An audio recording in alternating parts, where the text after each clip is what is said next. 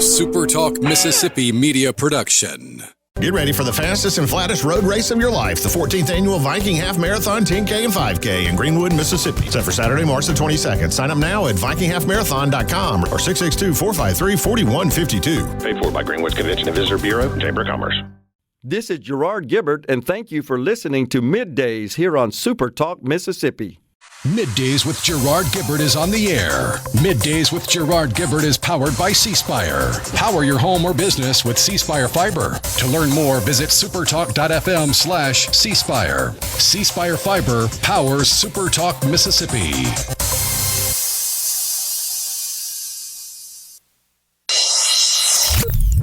Get ready to go beyond the headlines and join a meaningful conversation with people from around the state. Hello. You're listening to Middays with Gerard Gibert here on SuperTalk Mississippi.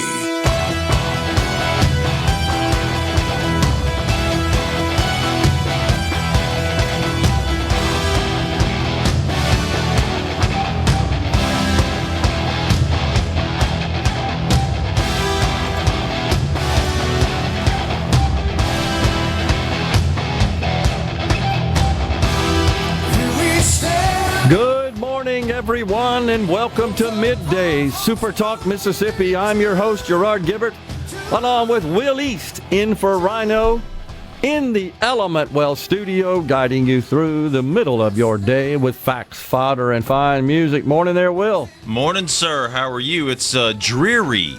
Foggy. Dreary. It's like London out there. It sure is. I'm ready for this cold, chilly, damp weather to be gone. Bring on the spring. Bring on the spring. You know, we had a hint of it a few weeks ago, but I think it's going to warm up this week. It is. Saturday cleared out to be a delightful day. It was out great. there on the links. After lunch. I know. Sun came out on the golf course. Really good. But then yesterday, oh my gosh, like a monsoon.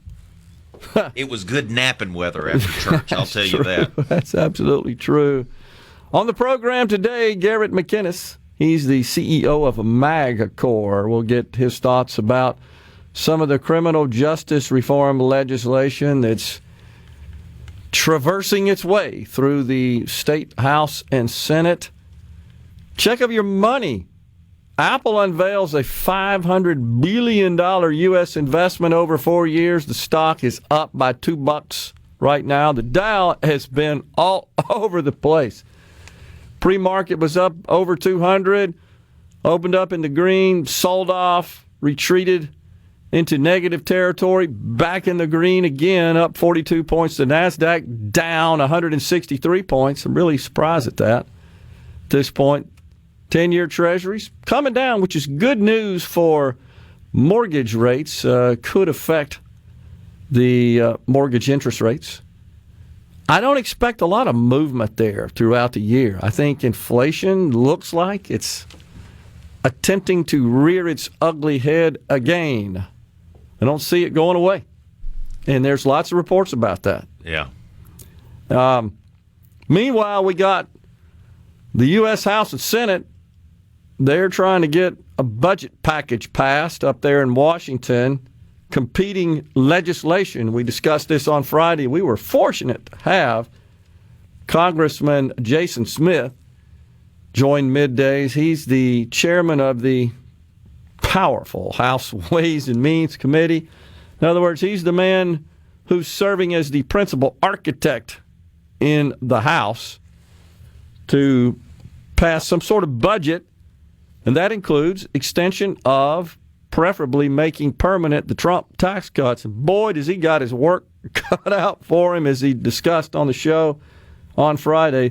It was great, Will, to get the insight right here on our program to Mississippi on what's happening in Washington on that matter, which is the highest priority of all from a congressional legislative perspective. Now, meanwhile, the president is busy shelling out executive orders. I mean, they're dropping like crazy. And, of course, Elon Musk and the DOGE team, man, are they ever ruffling some feathers. I tell you, it's hard to keep up at this point. I have a couple news apps on my phone, and you can check them. You know, let's say at lunchtime you check them at noon. You go back and you check at 2 or 3, All those headlines that were at the top, they're now gone. I know. That's how quick the news on the national side is coming in. We're trying to keep up with it for you and bring it to you. Of course, the latest out of the Trump administration is a directive from the president, urged on by Elon Musk, that federal workers have to essentially justify their positions by sending in, on a weekly basis, I believe, right, a report of what they accomplished in the prior week. Yeah, 5 things. Okay. 5 things they did. Okay. 5 things Gotcha. you did. Okay. And you got to send it by 11:59 p.m. today. Okay. Or you risk losing your employment. Right. Now, I don't know how what if you're on vacation? What if you're sick? What if you're on maternity? I don't know how those people are impacted. But 5 things that you did this week. Wow. The email was distributed by the Office of Personnel Management over the weekend. You're right. 5 accomplishments by 11:59 p.m. this evening. And Musk then went to his platform X. He said, those who don't reply risk termination and should resign. How about that? He minced no words, did he? Wow. And then the president, I don't know if you saw this, he blasted out this meme that features SpongeBob with a pencil in one hand and a pad, spiral-bound pad in the other. And then just below that, it shows the pencil on paper and the report sort of simulating what a government employee would send in. It says, got done last week, hyphen, cried about Trump, hyphen, cried about Elon, hyphen, made it into the office for once, hyphen, read some emails, hyphen, cried about Trump and Elon some more. Oh, my gosh. So, and then there's protest. I'm looking at one right now. Federal employees outside the Capitol holding signs. We will not resign. It's what it's saying. Oh, man. If I was a federal employee, I don't think I'd be out there. Yeah, I would agree. I ain't gonna lie to you. I'd be making my little list. If you want to keep your job, I would agree with you. Now, just to put it in perspective, we had this discussion in our meeting this morning. The federal payroll, the entire gambit of federal employees, not counting the military, there's about 2.8 million federal employees. I believe the largest employer in the country, if I'm not mistaken. Collectively, the federal government. The payroll comes in at about $271 billion. The average pay is about $101K. Okay, so that's fully loaded. But when you look at that as a portion, as a component of total federal spending, that comes in at about 3.3%, something like that. Look, that's significant. And we had this discussion this morning. I'm all for cutting all the craziness. I am. It's insane. It's been a slush fund for way too long. However, I will say that, first, we're not going to let go of the whole workforce. That's not going to happen. Unless you want anarchy in the streets. That's not going to happen.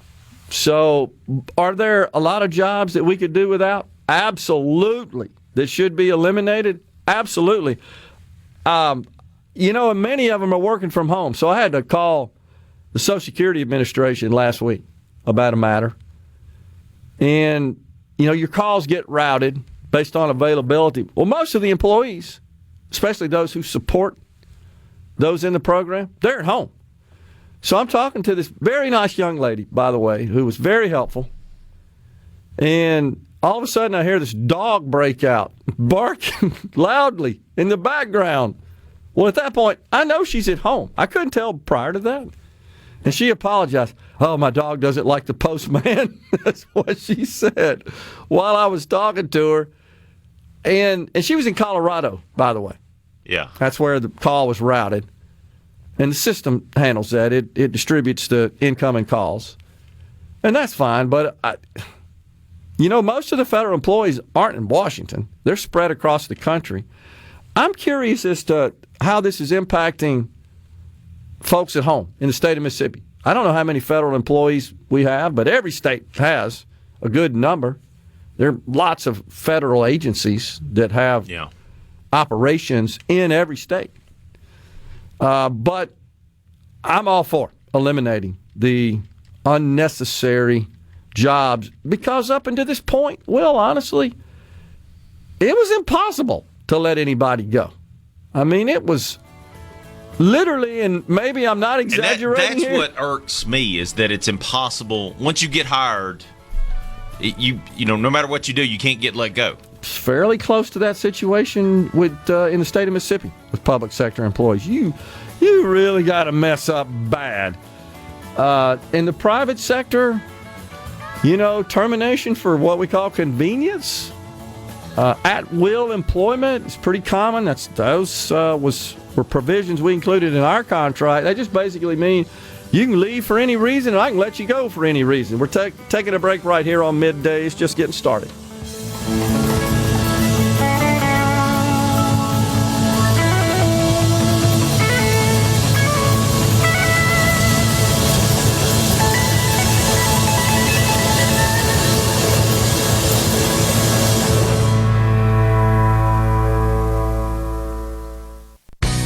Pure Air Consultants has always been your go-to for reliable and affordable heating and cooling systems, and now we're offering an additional product to avoid the 25 to 30% increase that everyone is talking about. With Day and Night, a Carrier family product, your professionals at Pure Air Consultants can install a reliable heating and cooling system with a 10-year system warranty. Pure Air Consultants and Day and Night, providing ultimate comfort for your home for an affordable price. Call us today for your free quote, 601-939-7420. That's 601-939-7420, or find us online at mypureairconsultants.com. Waiting. You do it at grocery stores, in traffic, and at the doctor's office. But what if you could skip the wait altogether? Introducing Trust Care Plus, a healthcare membership that makes feeling better even faster. Skip the waiting room and enjoy priority access at any Trust Care clinic. Sick kid? Text your care crew day or night. Get discounts on prescriptions and so much more. Wait no more. Feeling better just got a whole lot faster. Join Trust Care Plus today. Plans start from just $15 a month. Learn more at trustcarehealth.com/plus. Hey, this is Will with Service Specialists. Are you looking for new employees? Spending hours searching recruitment sites? For over 50 years, Service Specialists has been connecting hard-to-find qualified candidates for employers. We have candidates for all your administrative, professional, manufacturing, and industrial needs. Check us out online at ServiceSpecialistLTD.com. That's ServiceSpecialistLTD.com. Service Specialists, your expert recruiters helping employers and job candidates connect since 1967. Service Specialists with offices in Ridgeland, Canton, Oxford, and now open in Columbus. For all your glass needs, call Venable Glass Services. Glass Networks, they're there to try and steer you to use their own glass shop. Well, you can tell your insurance you want to use Venable Glass, and there'll be no additional cost to them to get the highest quality glass. Venable Glass is locally owned and operated, and they do windshield replacement and rock repair right there in their shops, or they'll even come to you in the Tri-County area for free. That's right, free mobile service. At Venable Glass, they also do frameless and frame shower doors, mirrors cut to size and installed, picture frame glass, tables, desktops, insulated glass, plexiglass, commercial storefronts, and heavy equipment glass. Venable Glass. They'll come out and give you a free estimate. They want to work hard for your business. Venable Glass. Open Monday through Friday, 8 to 5, and on Saturday, 8 to noon. Hey, there's two locations too in Ridgeland at 660 Highway 51 North and Brandon at 209 Woodgate Drive South in Cross Gates. Check them out on the web at venableglass.com. Remember, for all your glass needs, call Venable Glass Services. 601-605-4443. Rogers Dabbs Chevrolet is Mississippi's largest General Motors business elite dealer. We make it easy to maintain your fleet with over 100 work-ready vehicles available for your job site. Diesel, gas, trucks, vans, and service bodies. And we build to your business specifications. It really is easier with Rogers Dabbs Fleet. Call the Rogers Dabbs Business Elite Fleet Team today at 866-671-4226 or visit us online at rogersdabbs.com. Rogers Dabbs Chevrolet. Find new roads. This is where the story of your state gets told each day. We're proud to cover the Magnolia State like nobody else. SuperTalk, Mississippi. This segment of Middays with Gerard Gibert is brought to you by Covington County Hospital in Collins, where your health matters. Now back to Middays with Gerard here on SuperTalk, Mississippi. This is the first time this door is opening? First time it's been open since March 2020, since COVID. Wow. Why'd you want to do this? Brett, I thought it was important for everybody to come back to the office, and I think reopening the front door of the Treasury building, what better symbol than we are open for business again and everybody's expected back in the office. Every day when I'm in D.C., I'm coming to the office, and I expect everybody else to. Amen. By the way, that's the building. If you have a $10 bill in your wallet or your purse, that's the building on the back of the $10 bill that hasn't been open since March of 2020. Unbelievable. If you, on the C-Spire text line, if you can't make a list of 5 things you did last week, and that's one thing a day, by the way, that's pretty sad. Yeah, I'll even take it a step further. I agree. And I think it's a worthy exercise just to make people sit down and think about, as we used to call it in business, what is your value proposition? What's your, in fact, back in the business days, we would require our folks to think about their unique value proposition, also known in the business circles as the UVP.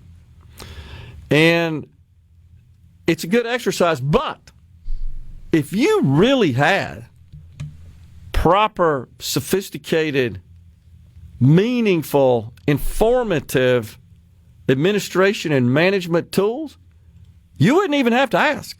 And that's what's missing in the federal government. There is no COO. There is no CIO, Chief Information Officer, that works with their team to develop IT standards. It's all over the map to a great extent. But you should be able to the president should be able to sit right there in their office, even on their phone, on a computer, and view dashboards that present all the various key performance indicators, we call them KPIs, that essentially are a real-time assessment of the federal government. Yeah. What are the results that each agency, and then within each agency, each department, and each individual that works in a department, what results are they charged with producing? How do we measure that? How do we report that? Yeah. In the private sector, that's common. You couldn't run a company without that. So in your case, where you called the Social Security Administration last week, that might be that person that you spoke to, that might be she took... How many calls? How many calls she took, how many were resolved, how many got escalated, et cetera, right? You're totally right. Not only that, there's a myriad of tools, very sophisticated analytical tools, just to manage, administer, and measure what we call contact centers. There's another measurement known as the abandon rate. That's the number of people who called in and were sitting on hold and just gave up. You've had that happen before, right? Absolutely. Who hadn't? That's called the abandon rate. Call an airline. Right. You get it all the time. All the time. And then the average length of time they were on hold is another one. The average length of time for the call. Most good, you see this in the private sector, you'll immediately get a message or an email asking you to rate the call. Yeah. Right? I don't see that in the federal government, as an example. And that way you can determine... All electronically. No action taken whatsoever, and that would be presented to management who could see that. And guess what? When you know that's coming, if you're the contact center agent, you're pretty careful. And you could take it a step further. You could pay bonuses based on high performance, quality performance.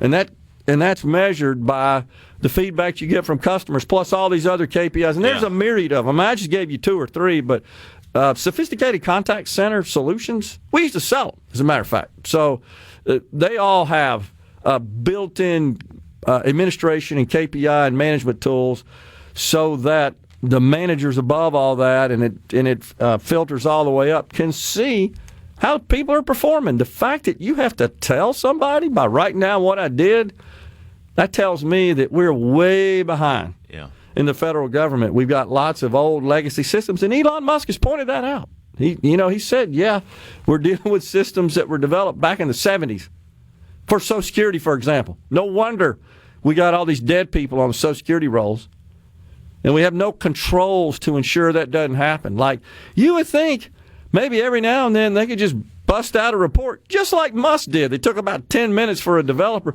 Hey, you see all these people that are 150 years old that still show as alive in your system? You might want to check that out.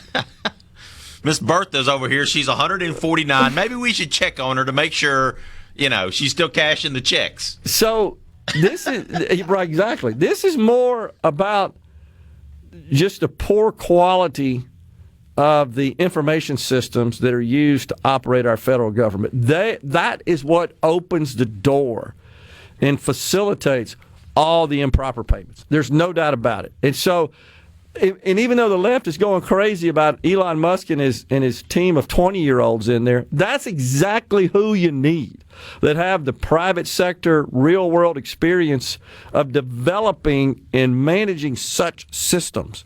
And by the way, if Wall Street found out a private company didn't have such systems, you're done, man. I'm telling you, they're not recommending your stock. They're not going to invest. They're not going to rate the company high. The operational systems are a huge part of that. Well, the private sector's constantly working to make those better and can't function without them. It's because it's bankruptcy. The problem in the federal government is there ain't no such thing as bankrupt. Yeah, you never... Yeah, you just keep borrowing money. Oh, well, that's wasteful. That's crazy. That's inefficient. That's unproductive. Ding, ding, ding. Hey, Treasury, print me some more. I mean, that's what's happening now. Yeah. So hopefully we're calling attention to the fact that outside of the federal government bubble, our country has advanced significantly in the use of information technology to improve efficiency and agility and decision-making more than anything. And we don't have that in the federal government. We got to wait for people to tell them what they do. Now, I get it. There's another dimension of that request, which is to make somebody sit down and think about what exactly is your value to the taxpayers. I support that. And hopefully we're going to see some significant change in the systems in the federal government. And you can make the same argument at the state level, although the state's way more advanced. All the states are than the federal government. Yeah, there's no question about it. Way more. That's crazy. That is insane. They're just stuck in the mud. And it is a monumental project to convert from those legacy systems, but most companies did that 20 years ago, including the state. I mean, there was a time, I remember when I started business, you had one big mainframe downtown, and all the Capitol complex basically connected to that one machine. And what few applications they had to run those agencies were all there. Now, a couple had their own, like Human Services had their own, because it's such a big agency in state government. And of course, the colleges and universities did, but even that was all legacy systems. But, heck, back in the 90s and early 2000s, they started replacing all that and upgrading to more modern platforms. Mm-hmm. And that's been a good thing. So, but the federal government, because there's just nobody driving it. There's no CIO. There's no COO. Maybe that's what we need. I mean, for years, Republicans have said that the government needs to be run like a business. And sure. I guess this is what, if you were to take over some ailing business, this is the first thing that you would do, is you would come in, you would see who's essential, who's not. Yeah. What systems need to be upgraded. Well, as an example, in the private equity world, you may remember this in the 2012 presidential election. It was Mitt Romney. I understand he's not a favorite of a lot of conservatives and Republicans, but he was the CEO of Bain Capital, big-time private equity firm. And what they would do, which is typical of private equity firms, they would acquire distressed assets. Mm-hmm. Was it Office Max is the one I think that they required that was always pointed to by the left, because he came in and said, yeah, this thing's, then they knew it. I mean, they did all their due diligence. This thing's losing a bunch of money. It's because we got a lot of people we don't need. We got terrible systems. We're operating in markets that we're never going to turn a profit in. And so he comes in and takes a hatchet to a lot of that, and then gets condemned because he caused a lot of people to lose their jobs. Well, the issue is, well, either we can let the people go we truly don't need and this company can survive and all the other people that remain have a job, or we can just turn our head and the whole thing crashes, then nobody has a job. And all the real estate's sitting out there, and everybody that's holding all the real estate ain't going to get paid. I mean, you can go down the list of all the downstream negative consequences of a complete collapse of a big company like that. Well, that's the same sort of thing that needs to be done in the federal government. But again, the federal government is somewhat shielded from those realities because it can just crank up the printing press. And you know what happens after that? $36 trillion in debt. We're stepping aside for a break right now. We got some big news out of MSNBC. We got to get to that on the other side of the break. We're in the Element Well studio. It's Monday. We got a 2-hour show. Ricky Matthews, SuperTalk Outdoors at 12:05 today.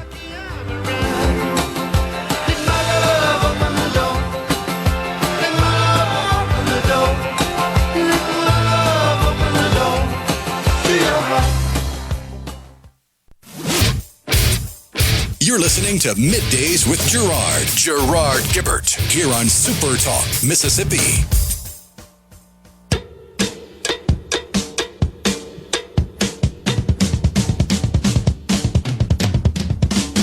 I mean, this really was an historic, flawlessly run campaign. Queen Latifah never endorses anyone. She came out and endorsed. She had every prominent celebrity voice. She had the Taylor Swift, she had the Swifties, she had the Beehive. Like, you could not have run a better campaign in that short period of time. And I think that's still true.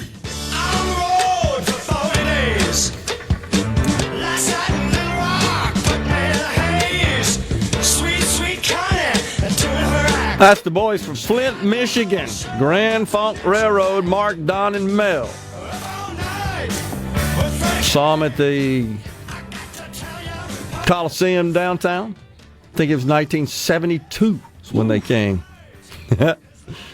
My favorite band back in those days, by the way. I was really upset when I don't remember the exact award, but it was some sort of rock and roll award for the best band of the year, and Three Dog Night beat out Grand Funk Railroad. That really upset me, by the way. I like Three Dog Night, just like Grand Funk better. Yeah. So you probably heard the little sound bumping us into the segment that Will played for us. Well, that was in honor of the old race lady, Joy Reid. Turns out her show at MSNBC, Out of Here. Now, I just wonder if it's because every single show was replete with racial grievances. Every single dang one. That's why I call her the race lady. She is out. Cannot stand the president or anyone who supports the president. Show, of course, was titled The Reid Out. Isn't that clever? Yeah. She's gone. Now, I'm pretty sure, Will, that we have more in our audience than does the race lady. I told my wife that yesterday. We were talking about her getting fired, and I said, I think SuperTalk has more listeners on a daily basis than she has viewers on the national MSNBC show. I mean, it's pretty crazy how bad the numbers would drop off for her show, and it got worse after the election. But, yeah, and how she kept going all these years, I don't know. She was the one that published a blog many, many years ago making homophobic remarks, and it came to light. Some right-wing person found them and put them on Twitter, and she said, I didn't write those. Somebody went back in time and wrote those. She basically blamed she said that basically that somebody had gone back in time and constructed those and put them on her blog somehow. Unbelievable. She kept her job after that. She's been hosting the show since 2020, 7 p.m. prime time on MSNBC. Now, she's also one that loves to talk about income inequality. So I got curious. This is a couple of years ago when I first started talking about her here on the program. I got curious during the show and looked up. Don't know what it is right now, but back then her salary was $1.6 million. to host the show. And she, of course, was a graduate of Harvard. So let me get this straight. You're an African-American female. You attended what most people believe to be the most prestigious university in the country, if not the world, and you're working for a major television network with a primetime show that pays you $1.6 million. Help me understand the income inequality there, especially if you try to use this narrative that it's all bound and rooted in racial discrimination or gender discrimination. That's what's so hard to fathom, is how these people that have been totally blessed. And by the way, I'm cool with it. If MSNBC says, hey, come work for us, do the show, here's $1.6 million, perfectly fine. But to run around like some with pomposity and condescension that the deck's just stacked, when you are one that clearly, easily, it appears to me, overcame that and was making a 7-figure income, you won't get a lot of sympathy from people on that. It's hard for folks like that to try to make a point about something that doesn't fit their situation. Dustin from Walnut on the C Spire text line, that's 601-879-4395, says it's sunny and clear in North Mississippi. Yeah, we were talking about the weather earlier. It looks like that it's going to clear out here as well. And we're in for a pretty decent stretch for the next few weeks, or a few days, pardon me. Will, did you ever play some Rat for me this past Friday? If you did, I missed it, says Dan in Hattiesburg. I think I did, yeah. Grand Funk is in Cleveland, Mississippi next week, and I'll be there. Wow. Really? How cool is that?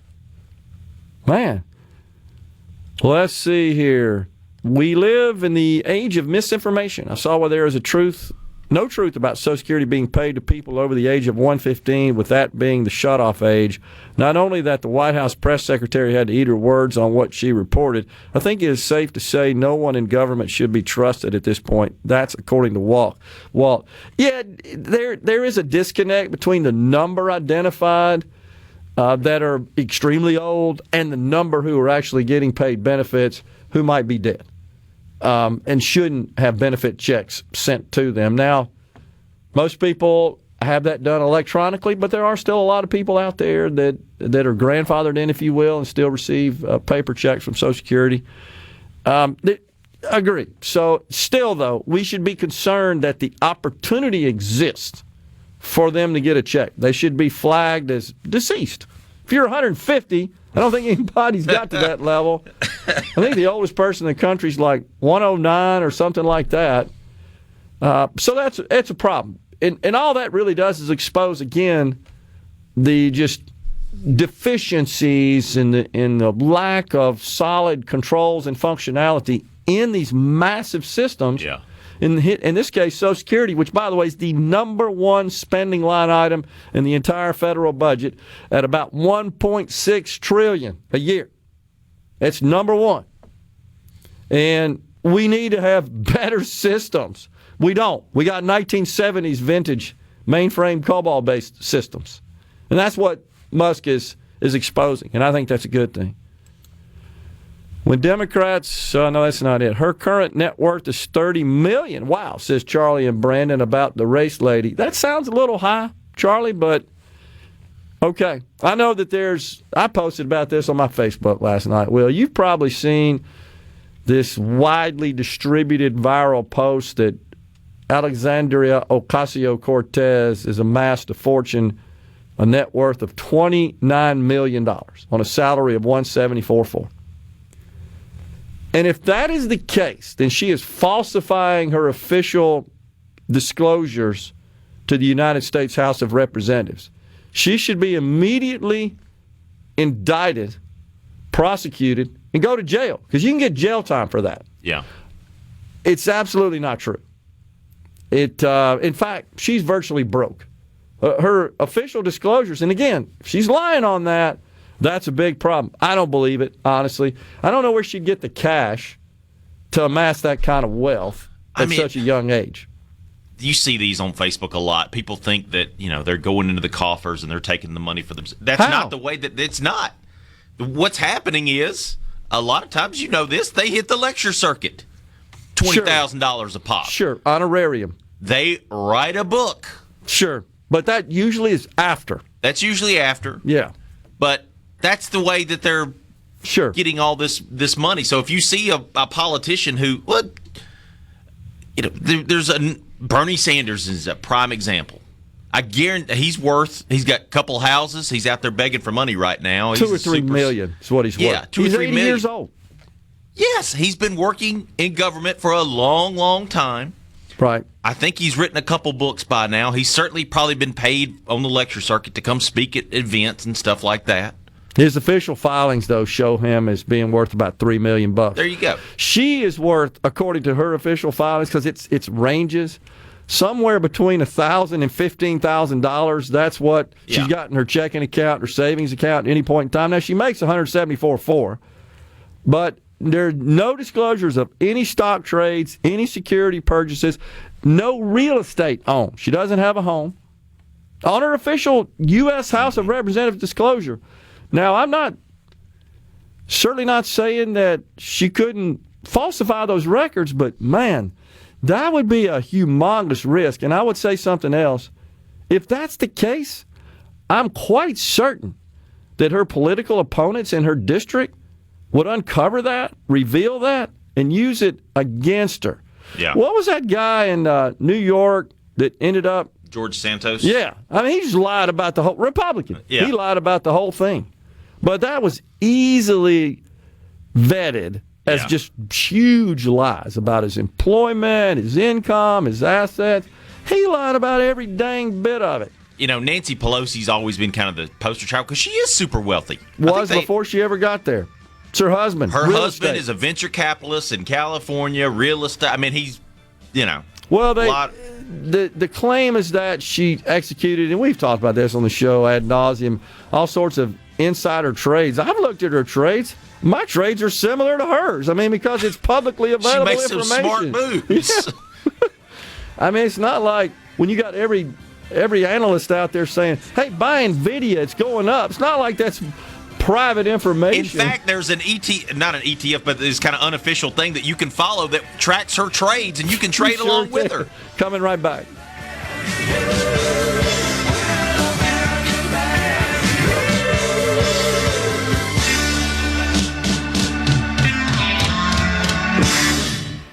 Hey, can you...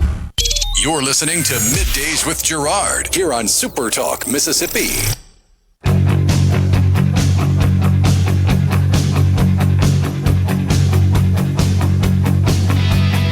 Welcome back, everyone. It's Middays. Once again, Garrett McInnis, CEO of MagCor, is going to join Middays on the other side of the break. Final segment, hour one. Thanks so much for joining us today. So, Will, this just literally popped up. We were just talking about Joy Reid, the race lady at MSNBC. Looks like her show is coming to an end. Just announced, Lester Holt. He's stepping down. Really? As the anchor of NBC Nightly News. When will this happen? Start of the summer. No exact date. Haven't named a successor. That's pretty interesting. Now, once again, about running government as a business. Starbucks, they're laying off 1,100 employees. Now, all in the back office. Corporate employees. And that's because sales are down. Now, I look at this on social media, and I see a comment by someone who says, Starbucks has been going broke for years. No, they're not going broke. In fact, I got curious and looked up their 2024 and 2023 financial results. Their operating income for 2024, $1.4 billion. That's for the quarter, by the way. They're on a 12-month period, what we call the TTM, trailing 12 months. They're on a run rate to make $6 billion. I hardly call that going broke. Now, what is true is sales are down. Sales are down. So they're they're prepping for that, right? Exactly. Sales are down, and there's revenues down, net profits down, so they're trimming. That's what companies do. For some reason, the left doesn't get this. That's how it works. Yeah, and then connecting this to the federal government and what's going on with DOGE, we're running a massive deficit here. Yeah, $2 trillion. So you have to trim a little bit. And has that ever happened? Have we ever, cut the payroll of the federal government? Nothing significant. It actually is a bit smaller than it was when it hit its peak, which I think was about 4 or 5 years ago. But so maybe pre-COVID? Yeah, but nonetheless, yeah, it's ridiculous. We really never have been serious about skimming it down. There's no doubt about it. And now finally, it's almost as if it's in vogue to do this, right? You're seeing states adopt these policies, which I think is a great idea, absolutely. But it's no longer taboo to cut government spending. And in the past, everybody just kind of buried their head in the sands. We couldn't do that. Since 2001, post 9/11, just been on a spending spree. No doubt. And that hasn't ended. So, man, I'm all for it. I think it makes perfect sense. I'm all for it. I will just share a little math with you. I can't remember if I did that in a prior segment. The total payroll is about $280 billion, and that comes in at around 3%, a little more than 3% of total spending. That's if you let everybody go. That ain't going to happen. We got to find trillions. Now, something that I did some math on is this so-called DOGE dividend. You've heard about that. Yes. This proposal that we should drop more money out of helicopters, $5,000 per household, right? Actually, per tax-paying household. So when you do a little research on that, you see the exact statement. It was to return it to taxpayers. Now, they didn't say that you had to pay taxes in some period of time. It just said tax-paying households. So let's look at the most recent year. That actually would be 23, because we're still doing 24 tax returns. It turns out that according to the Treasury, and I did research this, 41% of the households in this country paid no federal income taxes. So 59% did. So now, only the 59% would get a check? If it was based on who paid taxes in 23, that'd be correct. Now, when you do the math there and you send $5,000 to each of those households, it turns out that there are 128 million households in the country. So you can do the math there. It's a little over 70 million that you'd be sending checks to, and 76 million to be exact. That costs $380 billion. We'd have to borrow the money to do it. We don't have the money. So I'm all for the findings and the wasteful spending that the DOGE team has identified. I think that's fantastic. But it's not like they found cash money sitting in accounts. Wow, we got all this money. Let's send it out. If that were the case, I'm down. All it is a report that says we don't need to spend this money anymore. We're not going to go claw back what's already been spent. It's like your checking account's overdrawn, and then you get a message from your utilities company saying, hey, we're reducing your bill by $50 a month. And you go, whoa, all right, I'm going to drop some money. Yeah, that'd be a bad move. So far, the DOGE team has identified $55 billion in wasteful spending, which is not cash that they found, just $55 billion that ostensibly we ain't going to spend anymore. I hope that's the case. If we were to dole that out to each tax-paying household, that would amount to $723 per household. But we'd have to borrow it. Doesn't make any sense to do that. It's time for a break here on Middays. Fox News, SuperTalk News is next, and then Garrett McInnis, CEO of MagCor.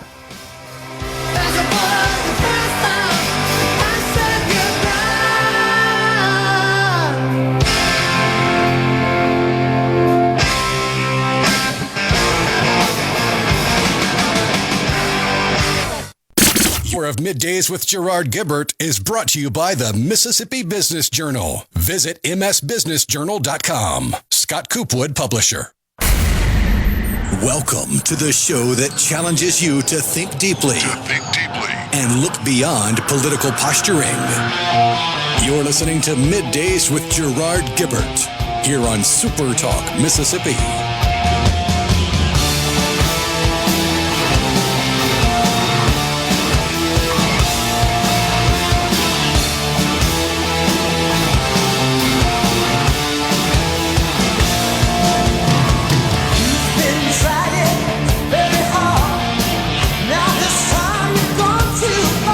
Welcome back, everyone. It's Middays. We're coming at you from the Element Wealth studio. It's Monday. This would be the second and final hour of the program. We're pleased to welcome now Garrett McInnis, the CEO of MagCor. Garrett, good to see you. Thanks for coming in. It's great to be here, Gerard. So explain to the audience exactly what is the mission of your organization. Yeah, so we succinctly say that it's building futures through job training, work opportunities, and comprehensive support for our incarcerated individuals across the state. We were legislatively created 35 years ago as Mississippi Prison Industries Corporation. Yeah. And a lot's changed since then, and I would say the vast majority is positive, where we really have a workforce development centered building futures focus holistically across the board. Okay. Yeah, so Mississippi Prison Industries, I remember distinctly in the old days, Garrett, that brooms were something that they used to make, right? You'd find them in the retail stores around here, and they'd be labeled as having been being made by... There's an evolution of all kinds of different products and industries that have existed over those 35 years. Got a couple of core industries that have lasted. We still do a lot of metal work across the state. We do fantastic park benches and waste receptacles and signage for municipalities. And one thing I'd highlight is we make grills. We make really, really good 12-gauge grills. Wow. And one of those actually is we found out this morning made the top 16 of MMA's Mississippi Makers Challenge. So, that's awesome. Yeah. So the idea, I assume, Garrett, is to help these folks understand, appreciate, experience the dignity and the joy of work. Absolutely. It is. It's about providing opportunity for them to improve their self-dignity in the current situation they find themselves, but it's also to connect that to the future. Okay. And for those that we know are getting out, we want to be building them up from a technical standpoint. We want to build them up from a human standpoint so that when they leave, they don't come back. They find jobs. They find jobs with good employers.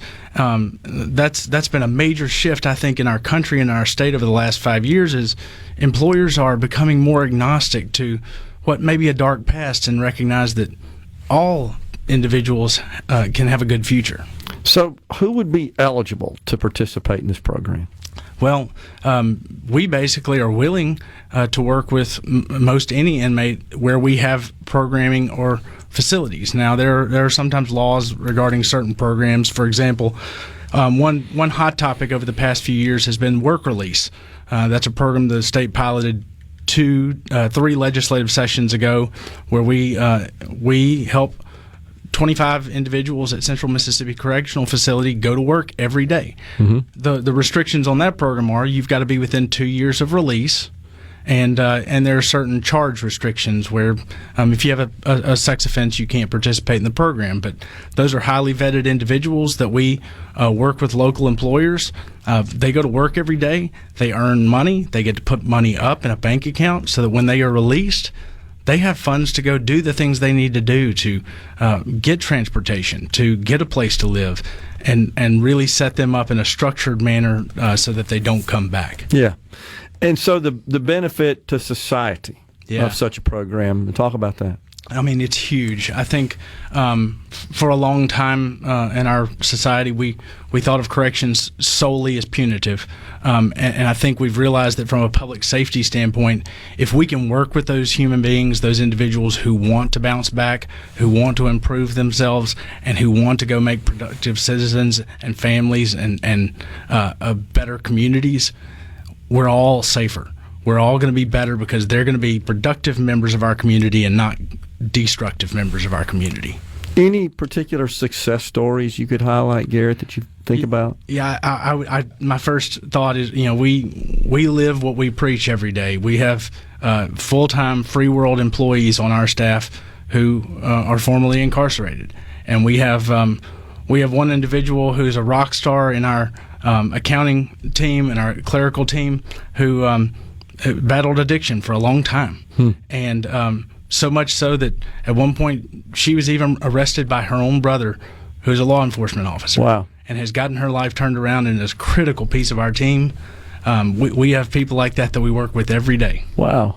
That's awesome. Yeah. Is there anything that you need from our legislature, any kind of law or statute that would help? I would actually point to some things that they've done that have been extremely helpful in the past few years. So last year, Senator Daniel Sparks passed a bill, 2717, Senate Bill 2717, which truly tied in MagCor Industries with Department of Corrections, but also with the Office of Workforce Development, and said that we shall work alongside the Workforce Development team to ensure that the programming we're doing aligns with the state's workforce strategy. We shouldn't be offering lesser quality training and support opportunities to individuals just because they happen to be incarcerated. So one of the things we're doing right now, I've been on the job now 4 months, a little over 4 months. We've been really assessing all of our programming in our industries. Do they align with those real world opportunities? Mm-hmm. In some cases, the answer is no. And so we're working to convert some of those opportunities to better opportunities. And specifically right now, we're putting a lot of emphasis on standing up major construction training, because that is in demand locally across the state with projects such as Amazon Web Services and the other opportunities happening in Meridian and Marshall County, et cetera. Construction trades, those are good opportunities for all Mississippians. Yeah. And why would we not want to provide those opportunities for our incarcerated population? What sort of feedback have you received from employers? I mean, historically, there's been a stigma, but this is attempting to overcome that. Yeah, I would say there's an open-mindedness. I was in Madison County about a year and a half ago with a group of HR professionals, and said, hey, the incarcerated topic, the corrections population came up, and I just asked. Look, probably 50 people in the room.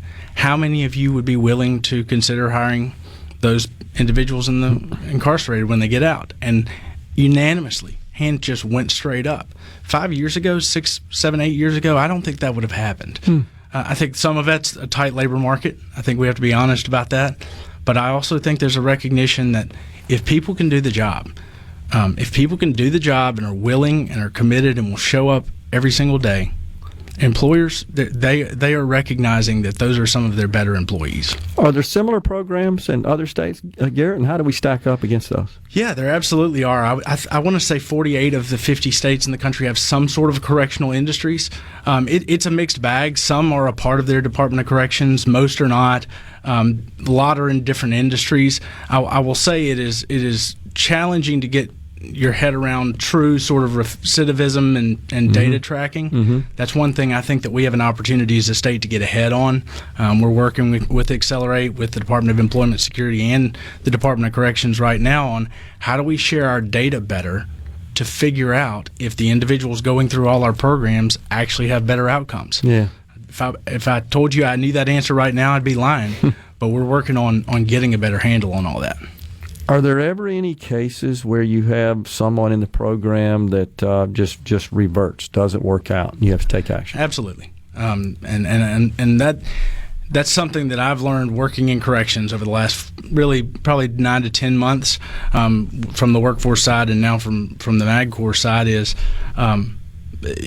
individuals, especially when you're dealing with addiction, which a lot of individuals in the correction system have addiction.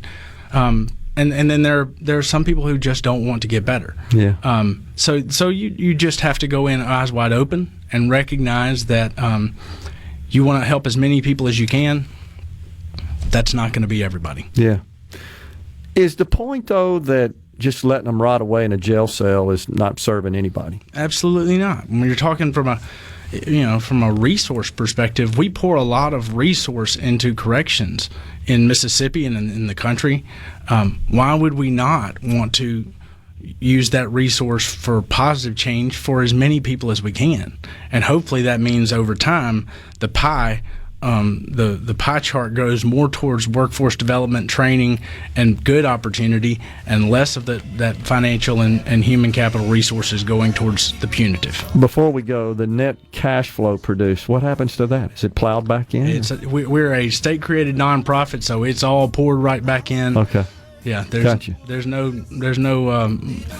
a money-making operation that goes right back into the people. I got you. Garrett McInnis, CEO of MagCor, has been our guest on Middays. Thanks for coming in, Garrett. Appreciate it. Thank you, Gerard. Great discussion. We're stepping aside for a break. Coming right back. Right down the line.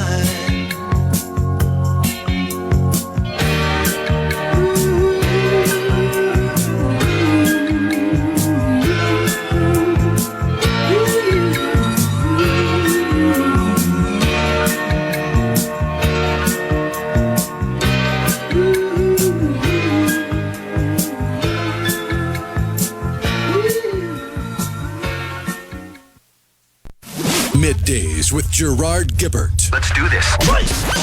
On SuperTalk, Mississippi. Let's go.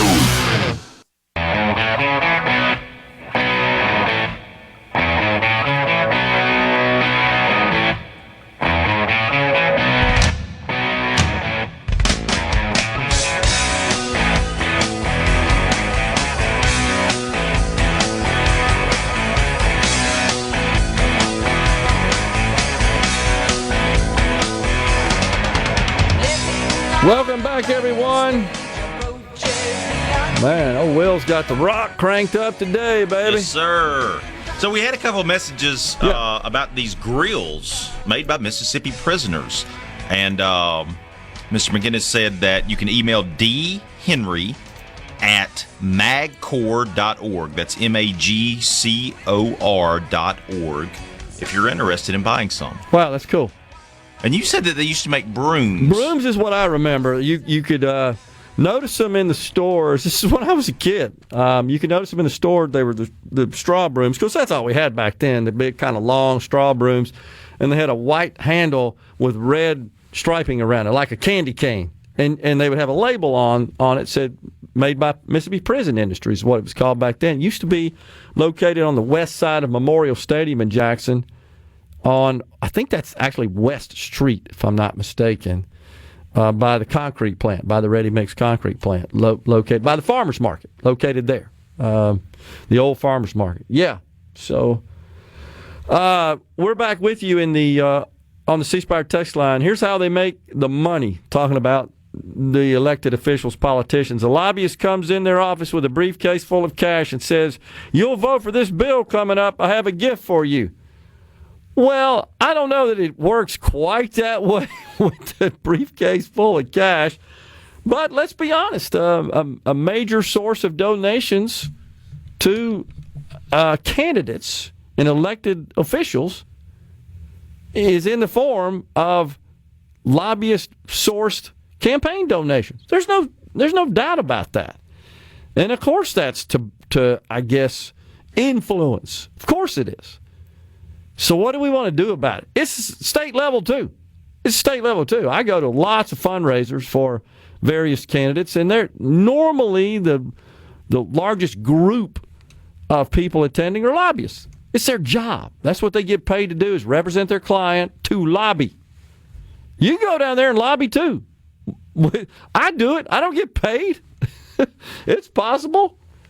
And you can, of course, contact your rep, your senator. I know a lot of people get frustrated, say, yeah, they never call me back. And I know everybody can't just take off. I get it, in the middle of the day when they're meeting. I fully understand that. But most candidates do avail themselves, certainly on the campaign trail, in their respective districts. You'll see them attend events and speak and meet with the people. Talk to them then. Let them know how you feel. I can assure you they're cognizant of what the public feels, because a lot of them will share with me, I'm getting blown up on this, that, and the other. You've heard that before, Will, and I'll be with them when they'll show me the gazillions of calls and texts and stuff they get from people that don't like certain legislation that they're considering. Maybe they don't like certain vote they cast. All the above. But I don't. Well, it's illegal, by the way, to use campaign donations to put it in your pocket. You can't do that. So I don't know about the payment under the table. That would be bribe, by the way. That's a felony, and you could go to jail. All parties could. Do we have evidence, and can we prove any of that? No. Does that also mean it's not happening? No, it doesn't. So the question is, what do you want to do about it? Put them on the stand under oath? Put a lie detector? I've actually thought about that. Man, we ought to put a lie detector on all the politicians and have that broadcast real time over the internet, right? I've thought about that. Seriously. Just for full transparency. Now, those aren't perfect either. Let's be honest. I think most people, this is what I'd say, Will, would be surprised at the number of members of Congress that are poor. And by the way, I mean, seriously, the number that have filed for bankruptcy. It's incredible. I was shocked. And a net worth of $10 million and up will get you in the top 50. 10% of Congress are worth more than $10 million. The bottom 90% worth less than $10 million. Now, it depends on where you live. If you live in California, a net worth of $10 million, it ain't that good. When a bungalow runs you about $3 million, and two, you got to realize who's running a lot of it. It ain't some Joe Blow out there. They're already rich. A lot of them are already rich, already successful. A lot of them are lawyers, doctors, business people. People. Yeah, Rick Scott, by the way, the senator from Florida, he's got the highest net worth of anybody in Congress. Yeah, it's now $500 million. Wasn't too long ago, it was about $270. Now, you may think, oh, yeah, he made it while he's in Congress. No, he made it because he founded a hospital chain. And that hospital chain merged with HCA, Hospital Corp of America. And it has been extremely profitable. And his position in that has increased in value dramatically.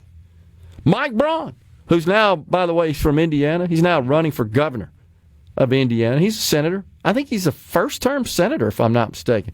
He's worth $250 million. He was before he ever ran for office. He was in some industrial manufacturing-type business in Indiana. Mike McCall, Darrell Issa, all Republicans. McCall from Texas. Can't remember his line of business. Darrell Issa, I know his. His family back in the 80s invented aftermarket automobile security solutions. Car alarms. In fact, exactly right. If you bought a car alarm back in the day to put on your car aftermarket, yep. It was his voice that would say, "Step away from the vehicle." I didn't know that. It was Darrell Issa's voice. He actually recorded the voiceover, "Step away from the vehicle." He was wealthy before he got there. He's from California, by the way, from the Orange County area. Now, am I saying that no impropriety happens? No, I'm not saying that whatsoever. I think, but I think it's overblown. I would just say that. There are a lot of members of Congress. Greg Harper is one. Lived in their offices because they don't get a housing allowance. Mm-hmm. And if you maintain your home in your district, which the vast majority do, and you have some place to live up there, heck, an efficiency studio where the bed comes out of the wall is $5,000 a month in Washington. Yeah. It's the most expensive place in the country to live. Now, why is it the most expensive? Because the government contractors that have congregated around Washington historically have made a fortune serving the government, being a vendor to the government. That needs to be checked out because I think we have poor procurement practices. But you know who benefits the most from that? Minorities. It's a license to steal. They're the only ones that can win the contracts. The people below them that aren't minorities, they're like 4 removed as subcontractors. And that's a problem. It's a problem in Mississippi. I've talked about it. There's a bill here in Mississippi that Senator Angela Hill introduced this year. Not the first time such legislation has been introduced. Got killed. And it basically says in all public sector procurement in Mississippi, you can't give preferential treatment based on race and gender and sexual identity and sexual orientation and ethnicity. I think it's bad that we even have to do that, but I support it because it is being practiced in Mississippi, not so much at the state level, but down in the county and the city level. City of Jackson. It's what breeds all the corruption in the city of Jackson. Isn't it kind of like what goes back to the old the water issues, the water? Oh yeah, the water, the water meters, the roads, the garbage, all the above. A lot of those were private contracts, right? All of those, yeah, were awarded to private vendors, and it was again with a tilt towards minority participation and minority ownership in the companies first and foremost. And the taxpayers end up paying a premium for what happens to be often inferior service. You see what I mean? So they'll select an inferior contractor on the basis of their scoring, which included more minority participation in their bid than another one that had less participation but was more qualified. Yeah. It's DEI. It's been going on in the city of Jackson since the 90s. So let the IRS audit them. The IRS does audit them. They do tax returns. You don't even have to do that. You can just go out to the website. I did it. And you can go find everybody's financial report. Now, again, if they're lying about it, okay. That's a different matter. But if there's improper payments and bribes and stuff like that going on, the IRS ain't going to find that. I promise you. They're not going to report that on their income. Oh, yeah, well, I did my report to the U.S. House, and I only got a showed... bribe from ABC Corporation. Let me put that down. Although, our law says you're supposed to. You're supposed to. You're supposed to report. I mean, that's what Al Capone went to prison over. It wasn't over, bootlegging or, prostitution or something like that. He went to prison over... He was lying on his income tax forms. I'm not defending any of it whatsoever. Please don't get me wrong about that. I just think we overreact a lot, and I really would like to see us be better than the other side in that respect and focus on good policy and good decisions and efficient government that improve our prosperity and our health and our freedom. That's what I want to see. Not worried about counting everybody else's money. We're stepping aside for a break. Half an hour remaining on Middays. Stay with us.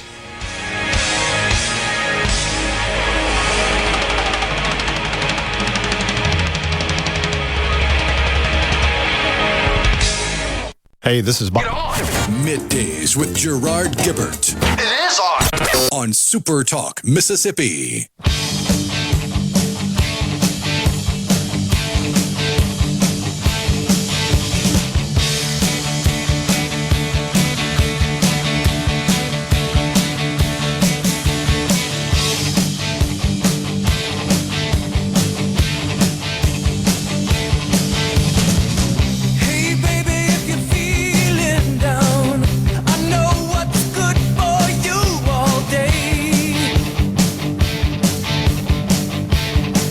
With you. We're back with you in the Element Well studio.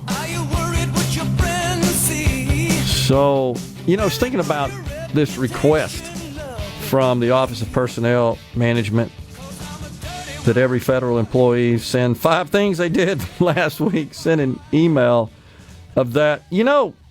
I'd say this, Will, for the good employees, this is an opportunity to highlight your accomplishments and tell people about how you help the organization achieve its mission critical work and advance the agency's public service goal. Here's what the email said, by the way. It's been released.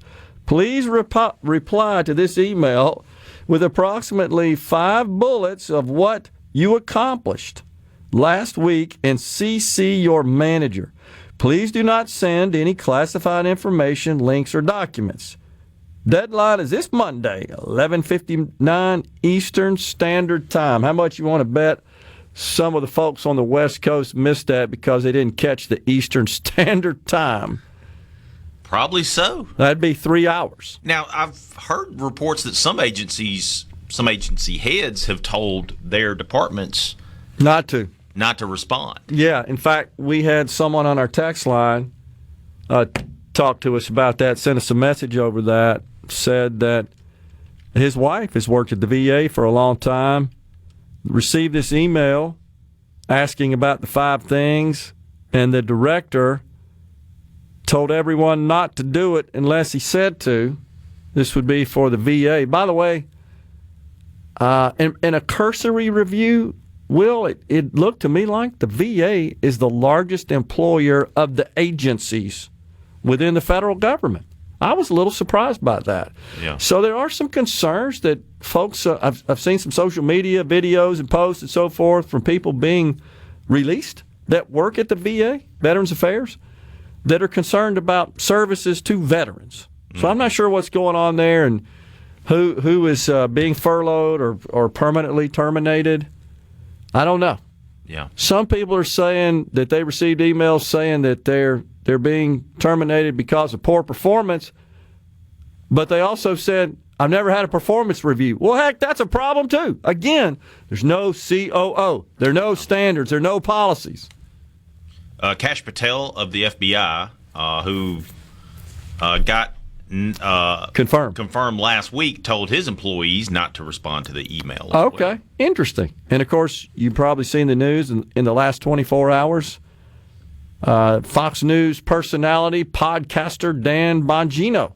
He's number used to 2 have him guy here on now. the network. Yeah, before he moved time slots. Yeah, Dan Bongino is now going to be the deputy director of the FBI. That's right. Also syndicated program as well. Yeah. So yeah, he was, of course, he was a NYPD officer for many years, and then he was a Secret Service agent for about 10 years or so.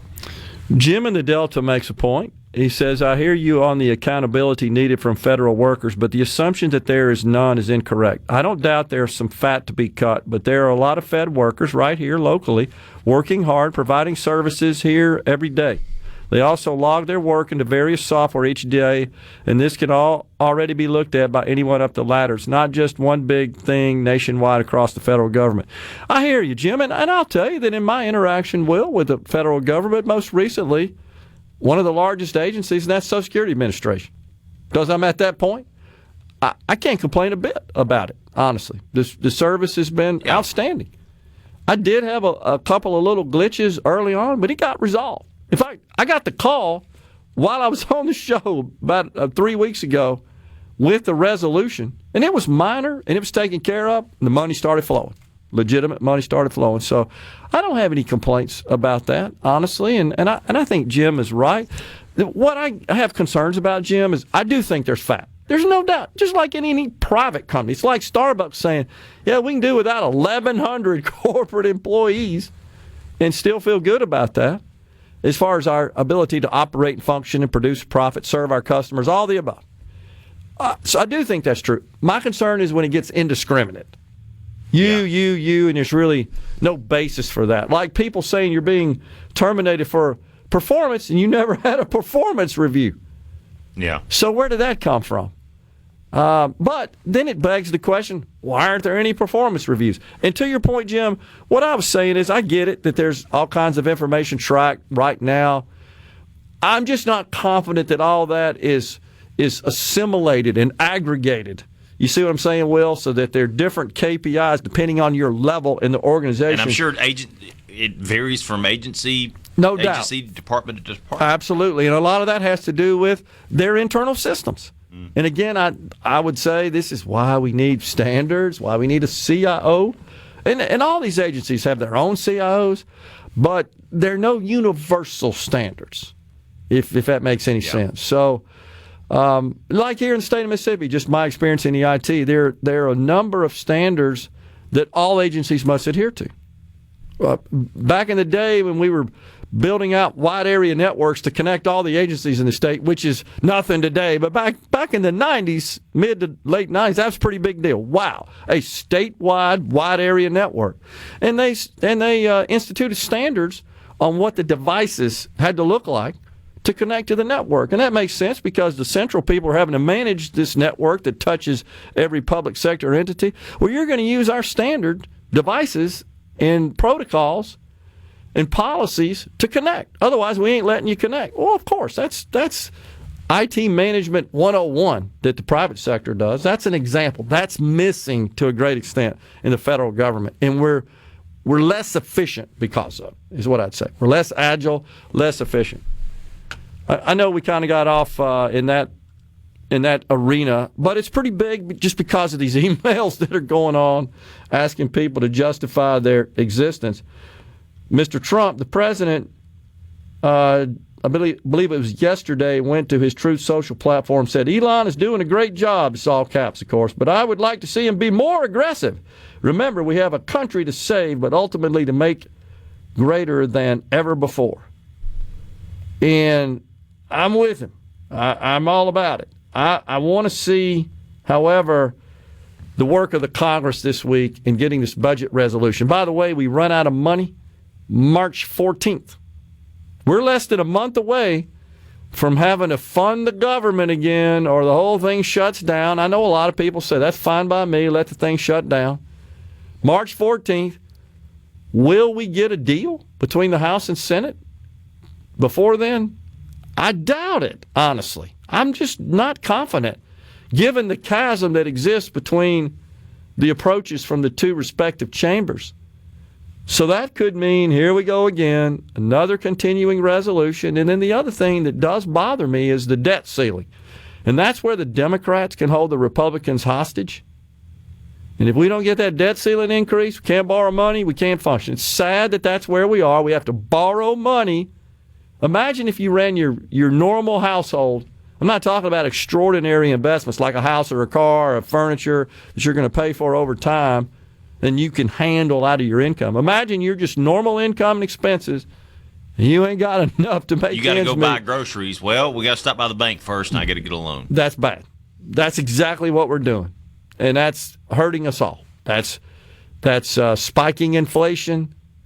It's lapping onto the debt. All that's just bad policy. And I hope that there's an attitude in Washington that's changing that it's not good to keep doing that and overspending, and we're getting some action there. I fear it will fall short of what we need to really start trimming the deficit. And right now, the ask from the president is, get me a debt ceiling up by $4 trillion over 2 years. Now, you've seen this, Will. How many people, even on our text line or just around here in Mississippi, get mad at our representatives? You voted to raise the debt ceiling. You're not fiscally responsible. Okay, well, now the president is asking for that. So what do you do? Because you know this, if you cross him, he's on social media blasting you. Right? I wanted to raise the debt ceiling. You didn't do it. And your people at home are saying, don't raise that debt ceiling. You see how hard the needle is to thread here? Yeah. And the fine line you're walking? Now, don't get me wrong. They signed up for this. I'm not being sympathetic for members of Congress. You signed up for this. But this is the reality of where we are.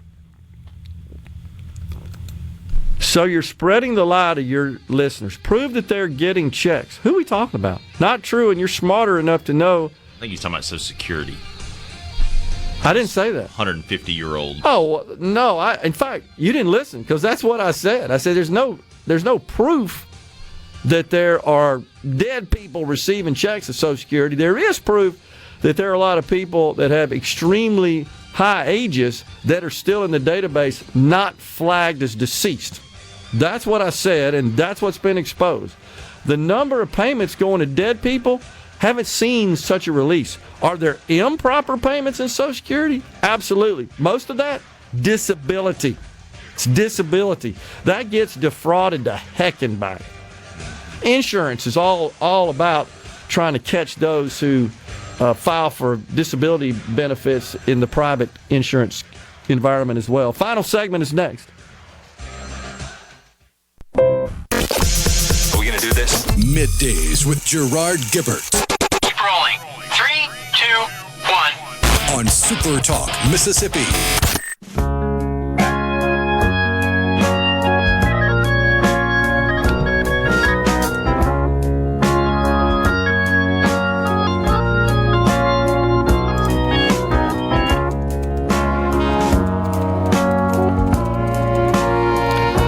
Well, I see that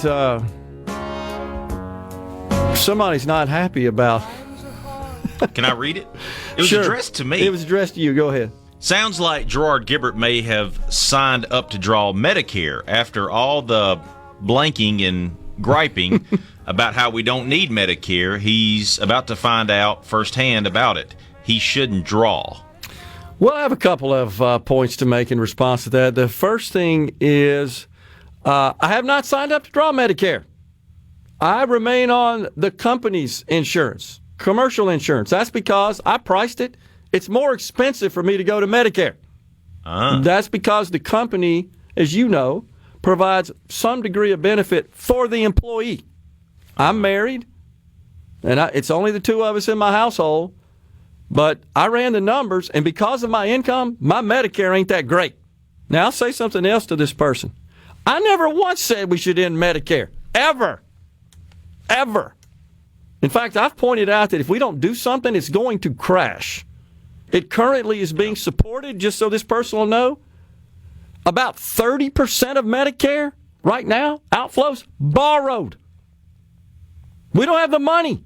And the trust fund, which it's borrowing from, which is contributions previously paid in, is now being supplemented by income taxes plus debt. And in about 5 years, it won't be able to meet its obligations. And the final thing I'll say, as far as not drawing, so you're saying that even though I paid into it all my life, not only as an employee, as an employer, that I'm not entitled to the benefit? And by the way, there's no cap. So when you get above $250,000 of wages, you still pay a 0.9% Medicare cap. You know something else? There's a 3.8% net investment income tax, and that is levied on passive income, and that goes to Medicare. I pay more in a year, I guarantee you, than this person did in 20. Yeah. You can't get out of Medicare. The only way you can opt out is you also have to opt out of your Social Security as well, right? What happens is when you sign up for Social Security, you get notice that you should got to sign up for Medicare, but you don't. I've researched this. You know who I've researched it with? The people that handle our insurance here. And I've talked to them about it. You're not required as long as you stay on your commercial insurance. Now, if I were to no longer be employed and didn't have insurance available through my employer, well then, I'd have to go buy Medicare. And it costs me more money, by the way. Because even though Part A is free, you have to pay a premium for Part B and Part D. And then everything else you got to fill in with either a supplemental or an advantage plan. And so you pay a premium, and it's based on your income. So I pay like the highest premium. It's not free, like a lot of people think. What I have said, Will, is that I think we ought to really rethink the Medicaid program. I have said that on this program. And I've talked about how it is. So this person is confusing the two. Probably. What I've said is that the Medicaid program is out of control. It was about $500 billion a year short 6 years ago. It's now sitting at $920 billion at the federal level. Look at it here in the state. Same deal. It's almost double in 10 years, the state's expense in Medicaid. I think the federal government ought to think about phasing it out and returning it to the states. No money from the federal government, apply that to the deficit. Just think about that, whacking $620 billion off a $2 trillion deficit. Now we're cooking with gas. But the states would have to come up with the money, but they would design the program as they see fit. That wouldn't be popular in the state because right now we get $7 billion from the federal government every year. Imagine putting that burden on the taxpayers of Mississippi. But Mississippi would be able to design its Medicaid program as it sees fit. I also think there's a place for the private sector to contribute and to provide some funding for the truly needy that are in that the Medicaid program is designed for. Where's all the money Elon is finding going? That's the point that no disrespect to this listener, it's a legitimate, valid question. He hasn't found any cash. Think about your personal household. Like I said earlier, let's say your expenses are $1,500 a month and you make $1,000. So you're in the hole $500 a month. Yeah. And then all of a sudden you had a revelation, said, wow, I can cut that expense, and now my expenses are $1,200 a month. You're still in the hole $300 a month. Yeah. You don't have any money. So all you could do with the findings, ostensibly, is trim future spending by cutting that wasteful spending out. There's no cash. He hasn't found, wow, we got $55 billion sitting in bank accounts nobody knew about. Let's send it out in helicopters. That's not what's happened.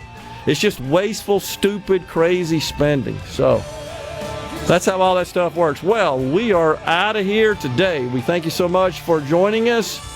I see this person also said to not let Richard turn into me. Okay, we're different people, and that's fine. Richard's doing a great job. We are out of here today, though. As we said, it's Ricky Matthews, Super Talk Outdoors next. We'll be back with you tomorrow. Stay safe, and God bless everyone.